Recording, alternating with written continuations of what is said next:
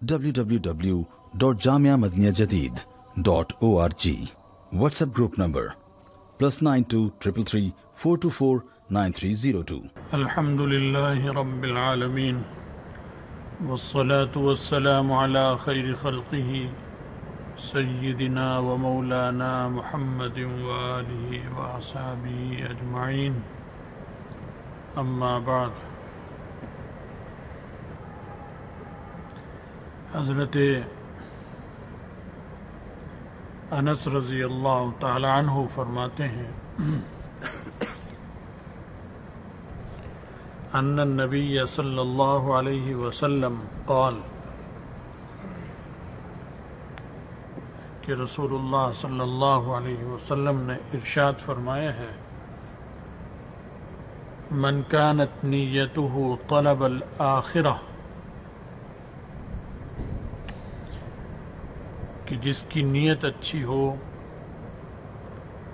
آخرت کی طلب ہو کہ آخرت میری اچھی ہو جائے،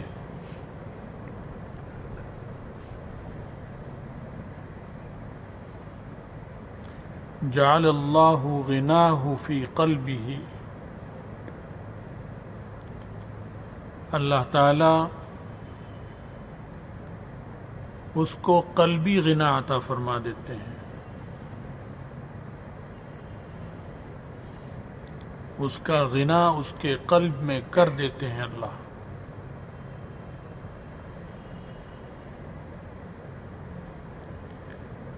یعنی اسے دل میں ایک قسم کی ایسی بے نیازی عطا فرماتے ہیں کہ اگر کوئی چیز نہ ملے تو اسے اضطراب نہیں ہوتا، پریشانی لاحق نہیں ہوتی کہ یہ چیز کیوں نہیں ہے میرے پاس۔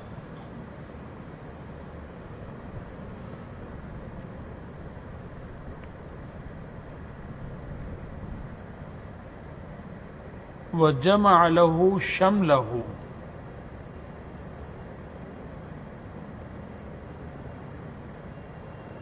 کہ اس کے جو معاملات ہیں، امور ہیں، ان کو اللہ تعالی یکجا کر دیتے ہیں۔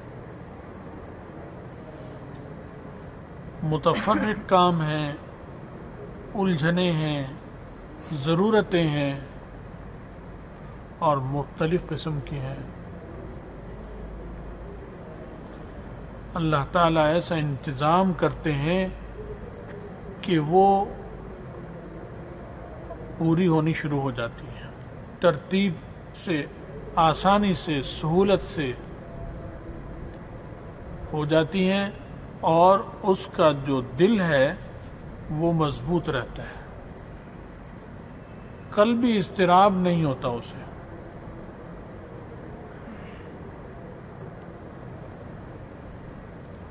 کیونکہ جب کام متفرق ہوں تو عام طور پر قلبی اضطراب ہوتا ہے، سوچ ہر وقت رہتی ہے، اس کام کی، اس کام کی، اس چیز کی، اس چیز کی، اس پیسے کی، اس پیسے کی، فلاں جائیداد کی، فلاں بچے کی، بیوی کی۔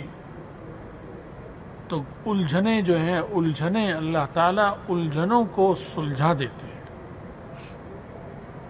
اس کی وجہ سے اس کے قلب کو ایک مضبوطی اور اللہ کی طرف توجہ میں ایک اطمینان نصیب ہوتا ہے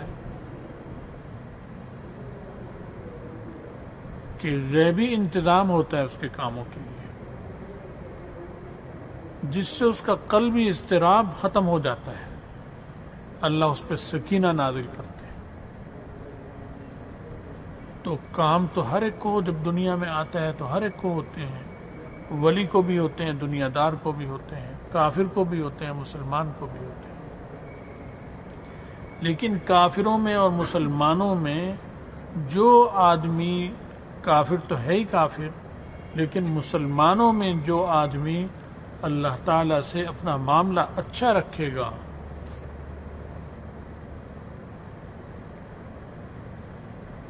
اور اپنے قلب کو ان چیزوں کی طرف جتنا ضروری ہے توجہ دینا وہ تو دے دے گا، زیادہ نہیں.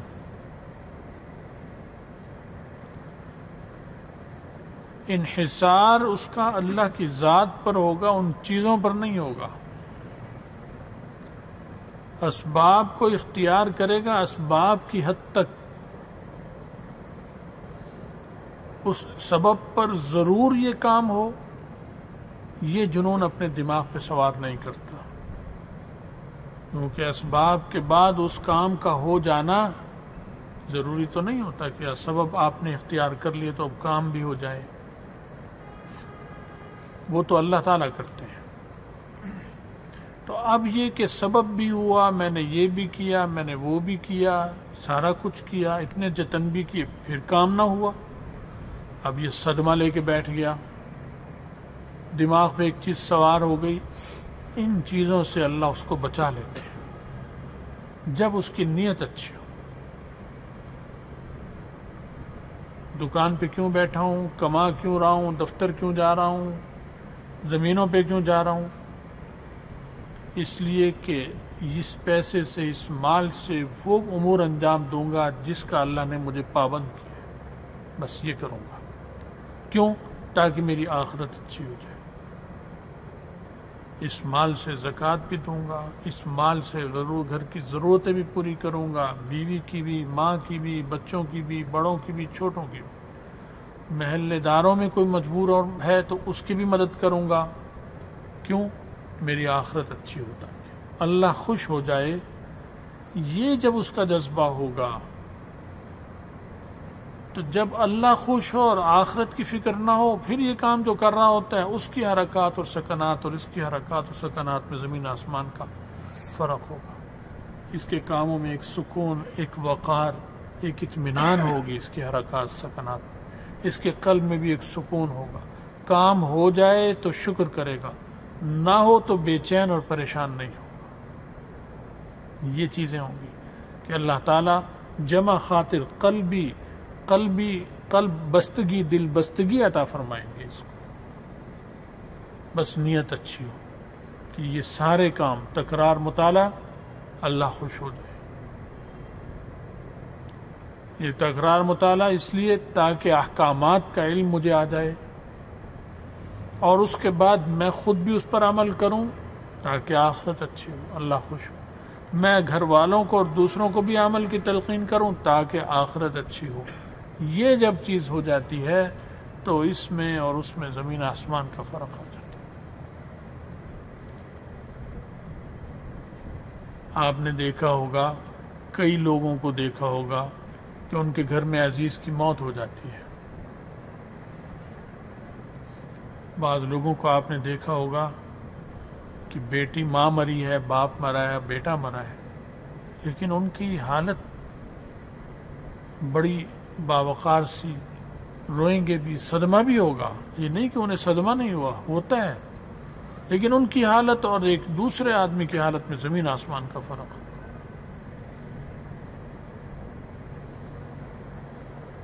ایک وزیر تھا ہمارے ہاں جس کی بیٹی، صوبہ سرحد میں کوئی دھماکہ ہوا تھا، بم دھماکہ. بم دھماکوں میں تو کتنے ہزاروں آدمی اب تک جا چکے ہیں. وہ کس پارٹی کا ہے یہ بھی مجھے اب یاد نہیں، پیپلز پارٹی کا تھا وزیر یا مسلم لیگ کا تھا، کیا تھا. بہرحال اس کی بیٹی یا کوئی وہ اس دھماکے میں وہ بھی زد میں آئی پشاور میں. وہ دیوانہ ہو گیا، چیخنے لگا پاگلوں کی طرح. اخبار میں بھی آئی یہ بات. حالانکہ اسی کی وزارت میں دھماکے ہو رہے ہیں اور دوسروں کی بیٹیاں بھی مر رہی ہیں، کوئی اثر نہیں ہوتا تھا. اپنی مر گئی تو اب اور حالت ہوگی. یہی حالت، یہی حادثہ اگر کسی اور کے ساتھ گزرتا جس کا معاملہ اللہ کے ساتھ اچھا ہوتا تو دکھ اور صدمہ تو اسے بھی وہی ہوتا جو باپ کو ہوتا ہے بیٹی کا، یا بھائی کو ہوتا ہے بہن کا. صدمے میں تو فرق نہیں ہوتا، لیکن اس صدمے کو برداشت کرنا، اس کا اٹھانا، تحمل، یہ اللہ کے ساتھ جب معاملہ صحیح ہو تو پھر اس کی حالت اور ہوگی، اس کی حالت اور ہوگی. زمین آسمان کا فرق ہوگا دونوں.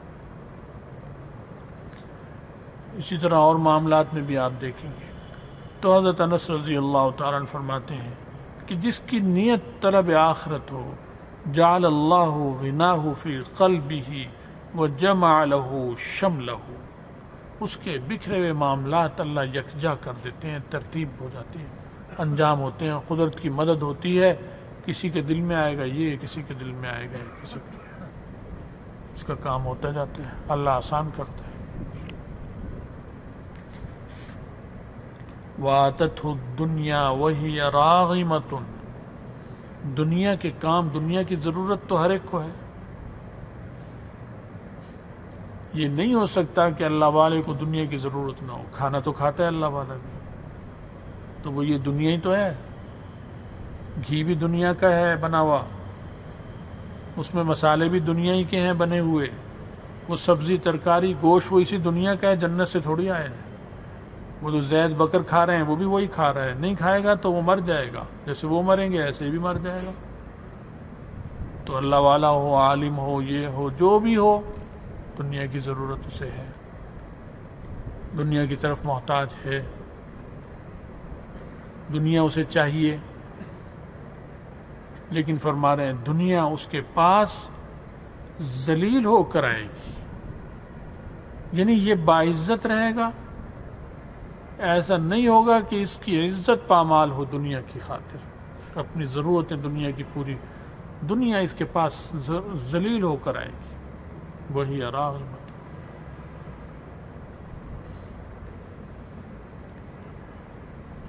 غالباً حضرت گنگو، حضرت نانوتوی رحمۃ اللہ علیہ کا واقعہ ہے، کوئی صاحب آئے ان کے پاس پیسے لے کر، بہت بڑی رقم، اس زمانے میں تو یہ سکے زیادہ ہوتے تھے، نوٹ کم تھے، یہ تھے ہی نہیں شاید اس وقت تک، یہ درہم دینار ہوتے تھے، تو پوٹلی میں ہوتے تھے، تھیلی بنی ہوتی تھی، اسی میں لوگ یہ پیسے لاتے لے جاتے تھے، چمڑے کی تھیلی، کپڑے کی میں تو تھوڑے پیسے ہیں، زیادہ پیسے ہوتے ہیں تو کپڑے کی تھیلی تو پھٹ جائے گی، وہ پھر چمڑے کی یا مضبوط ہوتی تھی، تو وہ لا کے انہیں پیش کیے، مسجد میں بیٹھے تھے، اس انہوں نے فرمایا مجھے ضرورت نہیں ہے،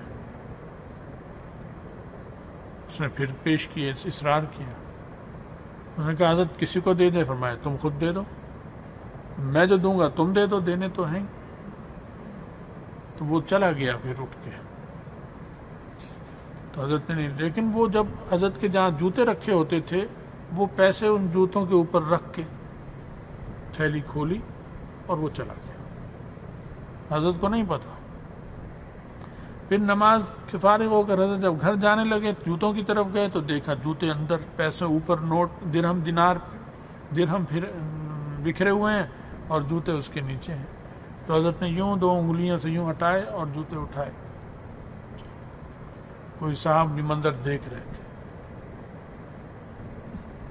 تو انہوں نے فرمایا کہ ہم نے دنیا کو ذلیل ہو کر قدموں میں آتے ہوئے سنا تو تھا قصے کہ قدموں میں دنیا ذلیل ہو کر آتی ہے اللہ والوں کو، لیکن آج آنکھوں سے منظر دیکھ بھی لیا ہم نے کہ دنیا ان کے جوتوں میں ذلیل ہو کر پڑی ہے، وہ پرواہ بھی نہیں کرتے۔ تو یہ نہیں تھا کہ انہیں پیسوں کی ضرورت ہی نہیں تھی حضرت نانوتوی رحمۃ اللہ علیہ، اللہ نے بیوی کا خرچہ واجب کیا ہے، نہیں دے گا گناہ ہوگا، تو وہ حضرت نانوتوی پر بھی واجب تھا، ان کے شاگرد پر بھی واجب تھا، ان کے استاد پر بھی واجب ہے، بچوں کا بھی واجب ہے، تو یہ تھوڑی کہ انہوں نے اس معاملے میں کوتاہی کی، کوئی کیا، کمایا، پریس میں ملازم تھے، پریس سے تنخواہ لیتے تھے حضرت، پروف ریڈنگ کرتے تھے، تصحیح کرتے تھے، وہ پیسے لے کر اس سے اپنا گھر کے گاڑی چلاتے تھے، تو کام تو کیے ہیں، یہ نہیں کہ بیکار تھے۔ اللہ والے کا مطلب ہے کہ بیکار ہو، نہ کمائے نہ کچھ کرے، اور لوگوں کے نذرانوں پر اس کی گاڑی چلے، مریدوں کے، شاگردوں کی، ان کی جیبوں پہ اس کی نظر نہیں ہوتی، اس کی جیب تو اللہ کی جیب پر نظر ہوتی ہے، اس کے خزانوں پر، بس محتاج ہے ہر ایک، روٹی سالن کا دنیا ہر ایک محتاج ہے، کپڑے کا بھی محتاج ہے، لیکن اس محتاجی میں اس کی نظر اللہ کے خزانوں پر، اس کی ذات پر ہوتی ہے، اسباب اختیار کرے گا لیکن انحصار اللہ کی ذات پر ہوتا ہے، اس کا مدد اس سے مانگتا ہے۔ تو ارشاد فرمایا کہ دنیا اس کے قدموں میں، اس کے پاس، قدموں کا لفظ حدیث میں نہیں ہے تو میں نے بول دیا، دنیا اس کے پاس ذلیل ہو کر آئے گی، کھنچتی چلی آئے گی، کیوں کہ اللہ سے، اللہ جو دنیا کا مالک ہے اس سے معاملہ درست کر لیا، تو جو خالق اور مالک ہے اس سے دوستی کر لی تو اس کے ساری چیزیں سب اس کے تابع ہو جائیں. جب آپ کسی بادشاہ کے یہاں جائیں گے اور گیٹ پر دربان چوکیدار سب کو پتہ ہو کہ بادشاہ کا تو یہ اہم آدمی ہے، تو آپ کو آتا دیکھ کر ہی وہ بھی سلیوٹ کرے گا، وہ بھی سلیوٹ کرے گا، وہ راستہ بھی کھولے گا، گیٹ سے چوکیدار بھی ہٹے گا، یہ جا رہا ہے، وہ جانے دو جانے دو جانے دو، اسے جانے دو اسے جانے دو. ایک دوسرے نیا چوکیدار ہوگا تو اسے دوسرا بتائے گا نہیں اسے مت روکو، جانے دو. کیا وجہ ہے؟ خوش دوستی تو بادشاہ سے، اس سے تھوڑی ہے دوستی، اس کی پولیس والے سے یا پہرے داروں سے یا اور جو ملازم ہیں سفیر اور وزیر، ان سے تو کسی سے دوستی نہیں اس کی. اس سے چونکہ دوستی ہے تو سارے اس کے دوست بن گئے، حالانکہ یہ کسی کا دوست نہیں تھا، اس نے ایک سے دوستی کی. تو اسی طرح اللہ سے تعلق جب کرتا ہے صحیح انسان اور اللہ سے دوستی کرتا ہے، اس کے ہاتھ میں اپنا ہاتھ دے دیتا ہے. اس کے ہاتھ میں ہاتھ دینے کا مطلب کہ اللہ کے رسول کے ہاتھ میں اپنا ہاتھ دے دیا کہ اب جو رسول اللہ صلی اللہ علیہ وسلم نے بتا رکھا ہے اس پر چلنا ہے. یہ مطلب ہے اس کا. بس اس کا پھر اللہ ایسی عزت نصیب کریں گے کہ اس کے دل میں بے نیازی استغنا ڈال دیں گے.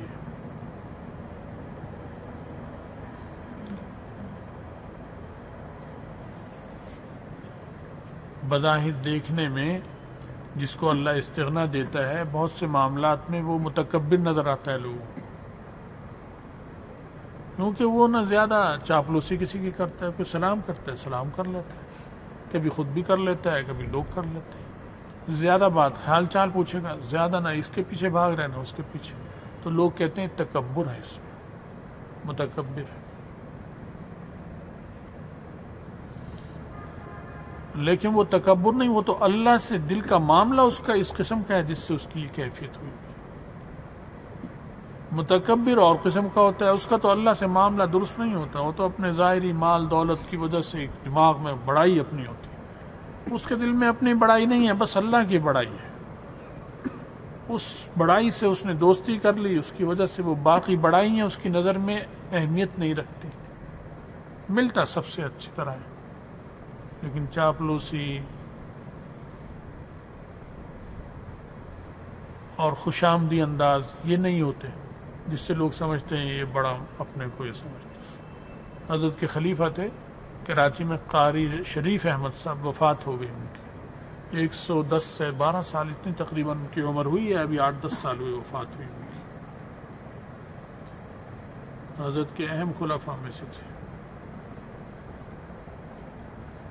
ساری زندگی قرآن پڑھایا انہوں نے، بس بچوں کو حفظ کراتے تھے، ناظرہ اور حفظ، اور کوئی کام نہیں کیا.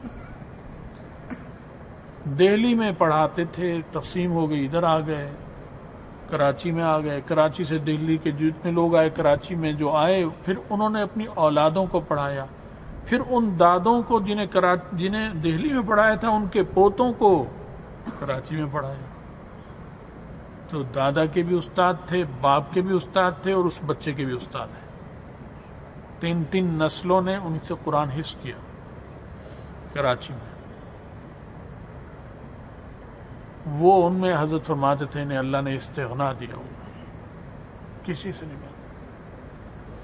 یہ سیٹھ عابد جو ہے، اس کا بیٹا جو وفات پا گیا ہے، اسے گولی مار کر قتل کیا. اس کے کئی بیٹے ہیں گونگے معذور، لڑکیاں سب گونگے.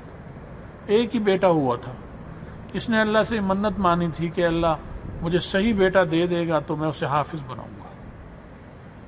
تو اللہ نے وہ صحیح بیٹا دے دیا. تو یہ قاری صاحب کے پاس لے گیا، قاری شریف احمد صاحب کے پاس داخل کرایا اس نے کراچی میں. میں نے دیکھا تھا اسے، میں جب جاتا تھا کراچی، چھوٹا سا تھا، 8-10 سال کا، تو اپنی باری پر جو باری طلبہ کی لڑکوں کی ہوتی تھی، پنکھے صاف کرنے، فرش صاف کرنا، چٹائیاں صحیح کرنی، تو وہ بھی کرتا تھا سب کے ساتھ مل کر. اور خوشامد کر کر ادب سے آ کر اس نے کہا، یہ نہیں کہ حافظ جی میرے بچے کو پڑھاؤ، یہ نہیں آرڈر چلتا تھا وہاں. خوشامد کر لوگ قاری صاحب 10 20 25 سے زیادہ لڑکے رکھتے نہیں تھے، 20-25 سے زیادہ نہیں. روب دہشت ایسی تھی لڑکوں پر کہ پیشاب خطا ہو جائے. اور سوٹی نہیں تھی، نہ چھڑی نہ سوٹی، بس سنجیدگی سے بات. ایسا روب تھا۔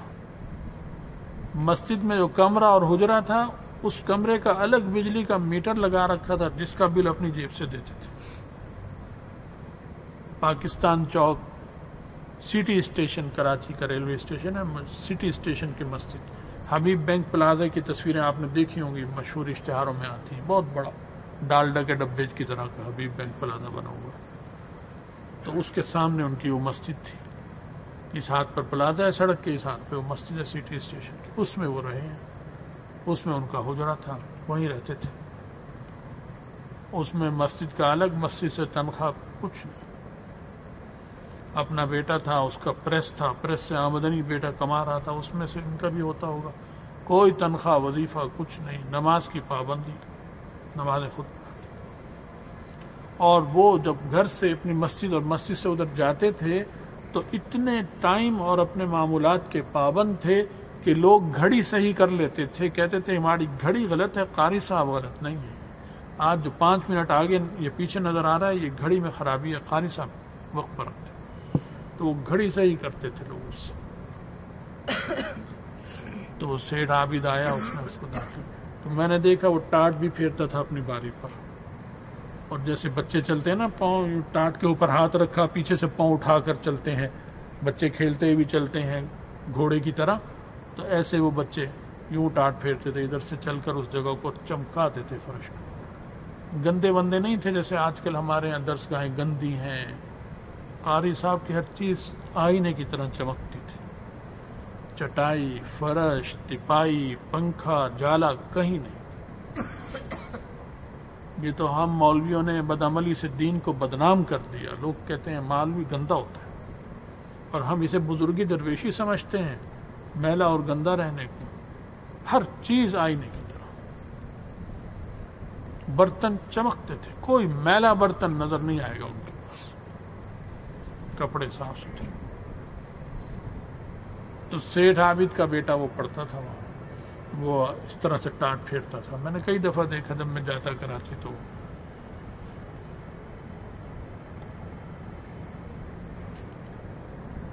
اور سیٹھوں کے بیٹے بھی، یہ نہیں مالداروں کی اولادیں، بڑی بڑی گاڑیاں ان کے باہر کھڑی ہوتی تھی، انہی میں آتے تھے، انہی میں جاتے تھے وہ۔ تو اس کا بیٹا بھی وہاں پڑھتا تھا، اسی سے اس نے حفظ کیا، ایاز نام تھا اس کا، وفات ہو گئی، اسے کسی نے گولی مار دی، اللہ اس کی مغفرت کرے بیچارے کی۔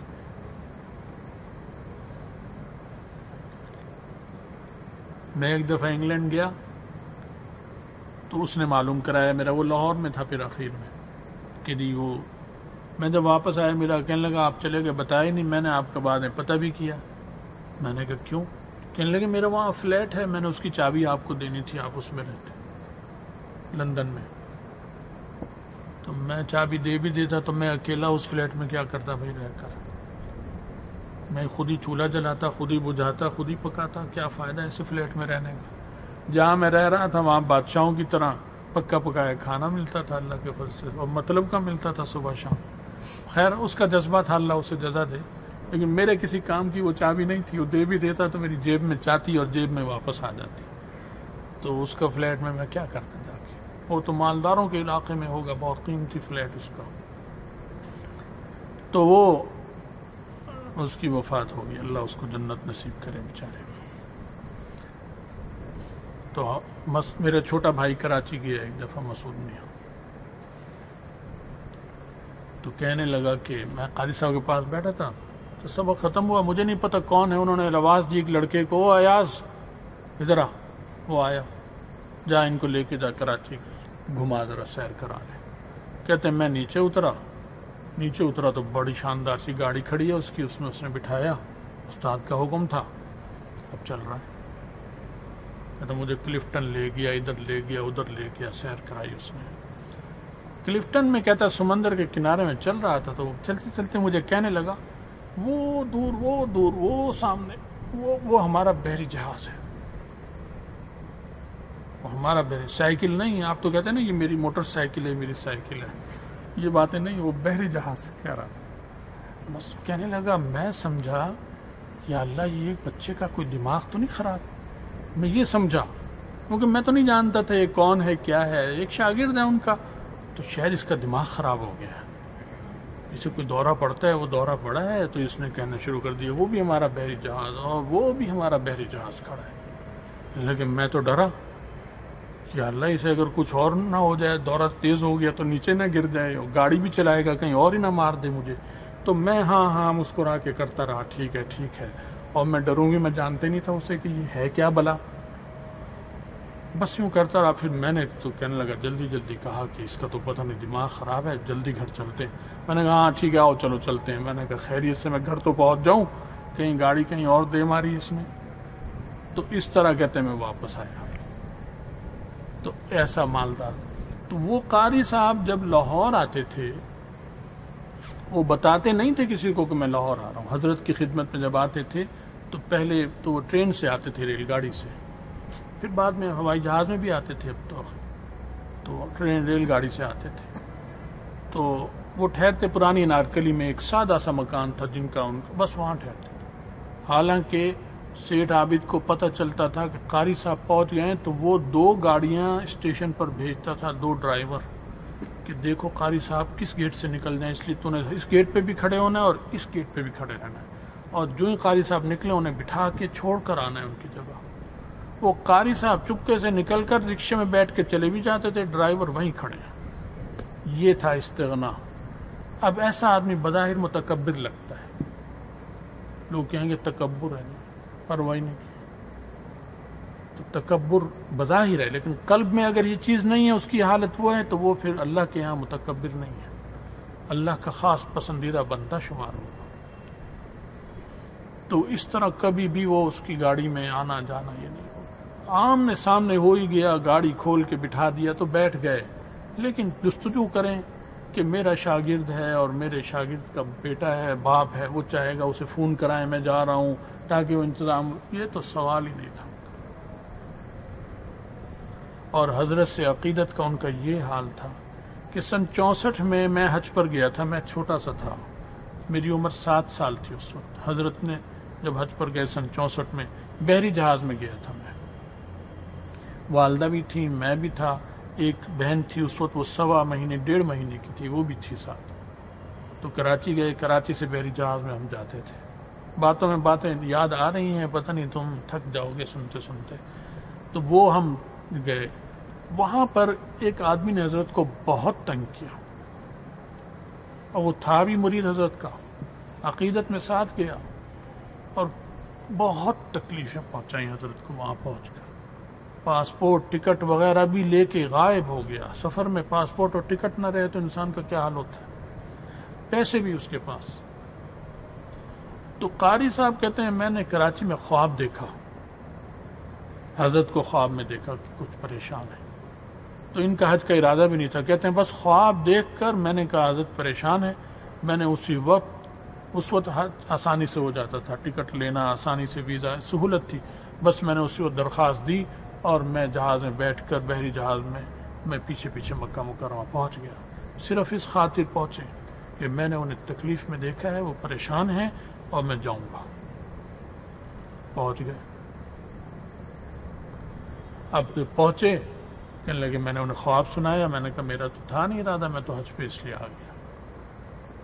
تو وہ حرم شریف میں بیٹھے تھے، تو اس وقت حضرت نے کچھ مختصر سا بتایا کہ یہ شخص نے یہ معاملہ ہوا، اور اتنا اشارہ کیا بیت اللہ کی طرف کہ میں نے اس کا معاملہ اس گھر کے مالک کے سپرد کر دیا، نہ گالی دی نہ بد دعا دی، نہ بس یہی فرمایا کہ اس شخص نے جو مجھے تنگ کیا ہے اس گھر کے مالک کے حوالے کیا میں نے اس کا معاملہ، بس۔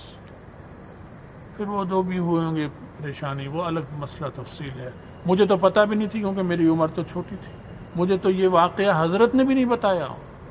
حضرت کا ظرف ایسا کہ انہوں نے زندگی بھر مجھے اس آدمی کی تکلیفیں اذیتیں نہیں بتائیں، مجھے پتہ بھی نہیں تھا، ہم تو چھوٹے بچے کو کیا پتہ ہوتا ہے، وہ تو اپنے کھیل کود میں اور سیر تفریح میں ہوتا ہے۔ یہ تو میں نے والدہ نے کچھ بتائیں، کچھ خود قاری صاحب نے بتائیں، یہ خواب کا قصہ بھی انہوں نے بتایا کہ ایسے پھر میں پہنچ گیا۔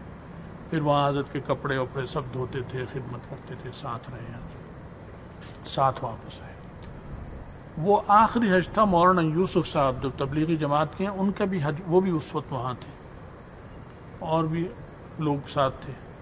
تو مجھے وہ مولانا یوسف صاحب یاد ہیں آج تک، جہاں وہ بیٹھتے تھے بات ہوتی تھی، تو میں وہاں بیٹھا تھا یا کبھی کھیلتا تھا، کبھی وہ کھیلتا تھا. حضرت کی چھالی کی ڈبیا جو جیب میں ہوتی تھی وہ اور تمباکو کی وہ نکال کر میں انہیں لڑکا دیتا تھا حرم شریف میں. وہ لڑکی جا رہی ہیں، میں دوڑ کر وہاں سے پکڑ کر ادھر لاتا ادھر سے. یہ میرا حج اور طواف ہوتا تھا. سمجھ گئے؟ تو بہرحال ہر چیز عمر کے حساب سے ہوتی ہے. ایک اور بات یاد آ گئی، اس زمانے میں جب سعی ہوتی تھی صفا مروہ کی تو جوتے پہن کر ہوتی تھی، ساتھ ہی بازار تھا. اب تو صفا مروہ ایک شاہی محل کی طرح ہے نا، وہ نہیں تھا اس وقت. وہ کنکریاں تھیں نیچے، پیدل چل ہی نہیں سکتے تھے. تو ہم سب حاجی جوتوں میں حج طواف کرتے تھے، سب یعنی طواف نہیں، سعی صفا مروہ کی. اور طواف میں تو چھوٹا سا مطاف تھا جس پہ فرش تھا، باقی تو راستے بنے ہوئے تھے جن پہ چل کر مطاف تک جاتے تھے، اور بیچ میں سب کچا اور کنکریاں تھیں، ان میں دانہ لوگ ڈالتے تھے. کبوتر بہت سارے رہتے تھے حرم شریف میں سارے ہی.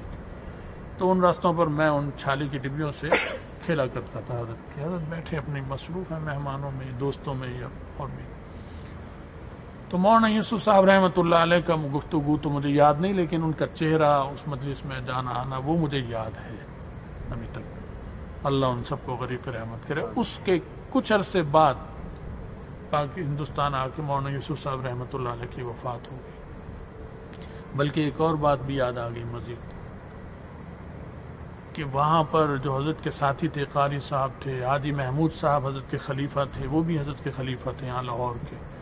ڈاکٹر منیر صاحب ہیں آنکھوں کے بڑے اسپیشلسٹ، اب تو بہت بوڑھے ہو گئے، 90-100 سال کے قریب ان کی عمر ہے. وہ بھی تھے اور بھی لوگ تھے. غلام دستگیر صاحب تھے لاہور میڈیسن کمپنی کے مالک. یہ سارے حضرات حضرت کے. تو حضرت نے ان سے کہا کہ یہ جو مولانا یوسف صاحب ہیں یہ زیادہ عرصے زندہ نہیں رہ سکتے، ان کی لگتا ہے وفات ہو جائے گی. تو انہوں نے کہا کیوں؟ کہنے لگے ان کو اپنے معاملے کا اور اس کا اتنا ذہن پر دل پہ سوار ہے کہ ان کا دل جل کر کباب ہو گیا، یہ زیادہ عرصے زندہ نہیں رہ سکتے. تو ولی میشن آسد سنا ہوگا نا، ولی کو ولی پہچانتا ہے، دوسروں کو نہیں. وہ ایسا ہی ہوا، وہ 2-3 مہینے بعد ہندوستان جب آئے ان کی وفات ہو گئی. مانے لگے زیادہ عرصے زندہ نہیں رہ سکتے کیونکہ ان کا دل جل کے کباب ہو گیا اس اپنے مشن اور اپنے مقصد اور اس کی لگن میں. یہ حالت ہے. تو بہرحال استغنا کی بات آئی تو یہ بھی استغنا ہی ہو گیا. تو قاری صاحب کا میں آپ کو بتا رہا تھا کہ یہ ہے استغنا شان ہمارے بزرگوں کی تھی، جس کی جھلک میں نے آپ کو دکھائی، جو کتابوں میں ہم پڑھتے ہیں اور سوچتے ہیں کہ یہ تو صدیوں پہلے ایسے لوگ ہوتے تھے، اب نہیں، اب بھی ہیں اور آئندہ بھی رہیں گے انشاءاللہ. اللہ کے ایسے بندے جن کی یہ حالت ہوتی ہے. تو ارشاد فرمایا کہ دنیا اس کے پاس کھنچتی چلی آئے گی، وہ بے نیاز ہوتا ہے، لوگ اسے متکبر سمجھتے ہیں. یہ بات ایسی ہے، مسافہ بھی کرتا ہے، بس خیر خیریت پوچھ کے اگلی بات اپنے شروع کر دیتا ہے، اپنے کام میں لگ جاتا ہے. تو حضرت ہی فرماتے تھے کہ متکبر اور جس کو اللہ قلبی غنا عطا فرمائے، ظاہراً ان کے عمل ایک ملتے جلتے ہوتے ہیں، لوگ اس سے دھوکہ کھا جاتے ہیں اور محروم رہ جاتے ہیں اس کی برکات سے، کیونکہ اسے متکبر سمجھ کر اس کے سے دور ہوتے ہیں تو وہ پھر محروم ہی ہوتی ہے. پاس ہوتے تو اس سے برکات حاصل ہو سکتی تھی، تو پھر محروم رہ جاتے ہیں.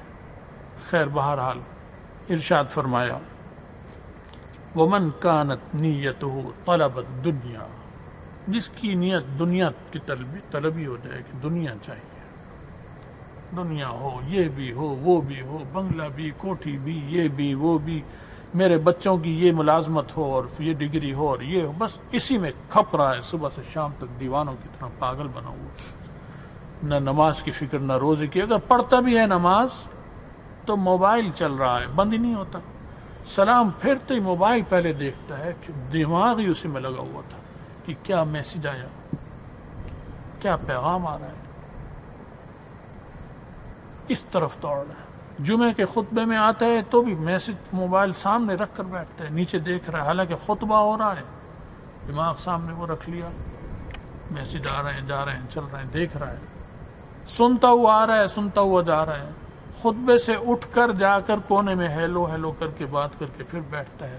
فیکٹری کے آرڈروں کی فکر ہے، یہ آرڈر آ رہا ہے، وہ حکام آ رہے ہیں، وزیر ہے تو اسے یہ فکر ہے کہ فلاں کام کا افسر کا یہ کام ہو رہا ہے، اسی دھندوں میں اس کی زندگی گزر رہی ہے۔ جس کا طلب دنیا ہو، فرمایا جعل اللہ الفقر بین عینیہ، فقر اسے اپنے آنکھوں کے سامنے نظر آتا ہے کہ میں تو فقیر ہوں، کچھ نہیں میرے پاس، کیونکہ سب کچھ کے باوجود اسے بہت کچھ کی ہر وقت طلب رہتی ہے، اور جب تک وہ نہ ملے وہ سمجھتا ہے کہ کچھ بھی نہیں، کیونکہ جو اسے ملنا تھا وہ ملنے کے بعد پھر اگلا بھوت سوار ہو جاتا ہے کہ وہ مل جائے، تو وہ کنگلا ہی سمجھتا ہے اپنے کو، اور کنگلا ہی رہتا ہے، اور فقیر کی طرح ادھر بھاگتا رہتا ہے، حالانکہ سب کچھ اس کو نعمتیں اللہ نے دی، تو اللہ اس کا ایسا قلب کر دیتے ہیں کہ وہ فقیر اور محتاج اپنے کو سمجھتا ہے، وہ کچھ بھی نہیں ہوتا اور بادشاہ کی طرح زندگی گزارتا ہے، وہ جو اللہ سے دوستی کر لیتا ہے،